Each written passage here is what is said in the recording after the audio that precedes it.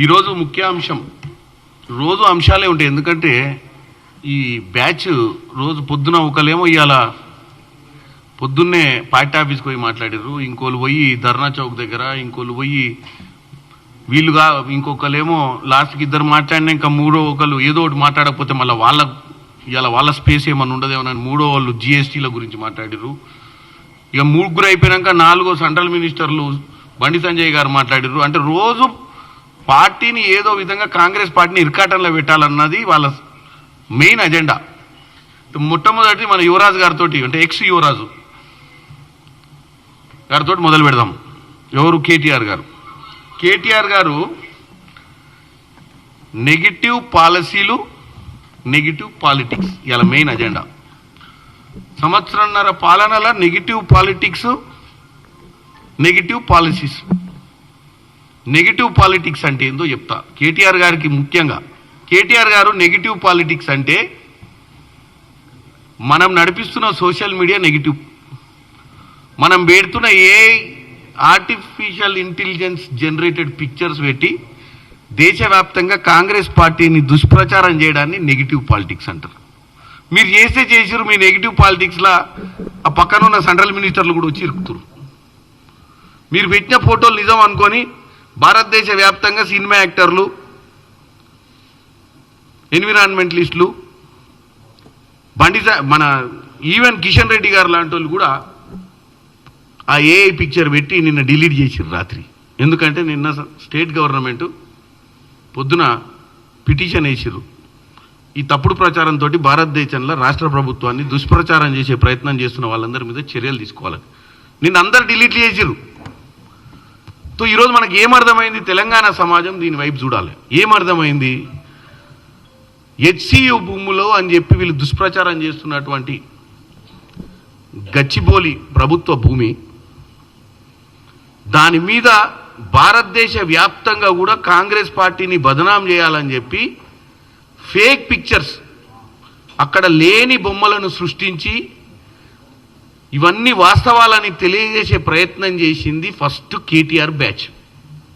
దాన్ని negative politics అంటారు. ఇట్లా కంటిన్యూగా గత సంవత్సరంన్నర నుంచి ఓడిపోయిన రోజు నుంచి ఒక్క రోజు కూడా ఖాళీ లేకుండా పొద్దున్న నుంచి సాయంత్రం దాకా 200-300 మందిని పెట్టి ఆఫీస్లో నెగిటివ్ బొమ్మలు, నెగిటివ్ ప్రచారం, నెగిటివ్ ముచ్చట, నెగిటివ్ వ్యవహారం తప్ప నువ్వు చేసింది ఏమీ లేదు. తెలంగాణలో ఒక ప్రాపర్ అపోజిషన్ రోల్ మీ నాయన వచ్చి అసెంబ్లీలో అటెండ్ కావట్లేడు అపోజిషన్ లీడర్గా. మీరు ఒక కన్స్ట్రక్టివ్ అపోజిషన్ పాత్ర ఏ రోజు పోషించలేదు. విద్వేషం, ద్వేషము, తప్పుడు ప్రచారము, తప్పుడు మాటలు, తప్పుడు ఫోటోలు, తప్పుడు సంకేతాలు. ఇది నెగిటివ్ పాలిటిక్స్ అంటే కేటీఆర్ గారు. ఇకపోతే నెగిటివ్ పాలసీస్. మరి తెలంగాణ ప్రజలు ఈరోజు ఆయననే అడగాలి నెగిటివ్ పాలసీస్ అంటే ఏందో. ఏకకాలంగా భారతదేశంలోనే ఎక్కడ జరగనటువంటిగా 21,000 కోట్ల రూపాయలు రైతు రుణమాఫీ చేయడం నెగిటివ్ పాలసీయా? అంటే ప్రజలు బాగుపడొద్దా? పాలసీ రాంగ్ అంటే అదే కదా పాలసీ. రైతు రుణమాఫీ చేయడం తప్ప, నిన్నటికి నిన్న సన్నబియ్యం వేయడం తప్ప, రాజీవ్ యువ వికాసం 5 లక్షల రూపాయలు వెనుకబడ్డ తరగతులకు వారి ఆర్థికంగా వాళ్ళను బలపరచడానికి తీసుకున్నటువంటి పాలసీ తప్ప, ఉచిత బస్సు మహిళలు ఫ్రీగా తిరుగుతుంటే మీరు ఓర్వలేకపోతుర్రా? అది రాంగ్ పాలసీయా? 500 రూపాయల సిలిండర్ ఇద్దామన్న ఒక ఆలోచన రాంగ్ పాలసీయా? 200 యూనిట్ల కరెంటు రాంగ్ పాలసీయా? చెప్పండి కేటీఆర్ గారు. మీరు ఇలా రాంగ్ పాలసీ, రాంగ్ పాలిటిక్స్ అని చెప్పి మీరు ఇందాక మీ పార్టీ కార్యాలయంలో మీరు మీటింగ్ పెట్టుకున్నారు, తప్పులేదు. మీ కార్యకర్తలకు సందేశం ఇచ్చిర్రు, పెద్ద బహిరంగ సభ పెడుతుర్రు. భారతదేశంలోనే మీ రెండో పెద్ద తెలుగు పార్టీ ఇవాళ 25 సంవత్సరాలు సెలబ్రేట్ చేసుకుంటుర్రు. బ్రహ్మాండంగా సభలు చేసుకోండి, బస్సులు అప్లై చేసుకోండి. మీకు అన్నిటి కూడా మీరు ప్రజాస్వామ్యంలో మీకు అన్ని హక్కులు ఉన్నాయి. మీరు మీ కార్యక్రమాలు చేసుకోవడంలో తప్పు పడతలేదు. మేము మీ కార్యక్రమాలు చేసుకుంటూ కూడా మీ కార్యక్రమాలలో మీ కార్యకర్తలతోటి మీరు ఆ కార్యక్రమాన్ని ఎట్లా సక్సెస్ చేసుకోవాలి, డిజిటల్ మెంబర్షిప్ చేస్తారా, పేపర్ మీద మెంబర్షిప్ చేస్తారా, అన్నీ బాగానే ఉన్నాయి. మీ వ్యవహారం మీరు మాట్లాడుకోవడంలో మేము తప్పు పడతలే. మేము తప్పు పట్టేది ఏంటంటే మళ్ళా మనకు వచ్చేసరికల్లా కుక్కతో ఒక ఉంకర టైపు లాస్ట్కు రాగానే ప్రభుత్వంపై దుష్ప్రచారం చేయడాన్ని తప్పు పడుతుంది.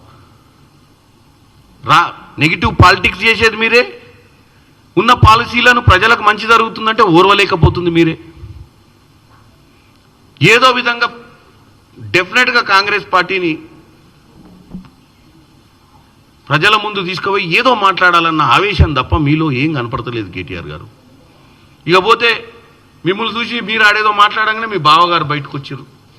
వచ్చి మీరు కూడా అన్నట్టుర్రు ఒక లిక్కర్ రెవెన్యూ తప్ప ఏ రెవెన్యూ లేదు ఈ రాష్ట్రానికి అని. ఇక జిఎస్టీ అయితే 0% అని గ్రోత్. నేను మీకు ఒకటే చెప్తున్నా, ఇవాళ జిఎస్టీ 23-24లో 39,295 కోట్లుంటే జిఎస్టీ 24-25 తెలంగాణలో 42,000 కోట్ల 468, 8% గ్రోత్. భారతదేశ వ్యాప్తంగా 8.6% గ్రోత్ ఉంటే అన్ని రాష్ట్రాలు కలిపి దానికి ధీటుగానే సమానంగానే 8% గ్రోత్లో ఈరోజు తెలంగాణ కూడా నడుస్తుంది.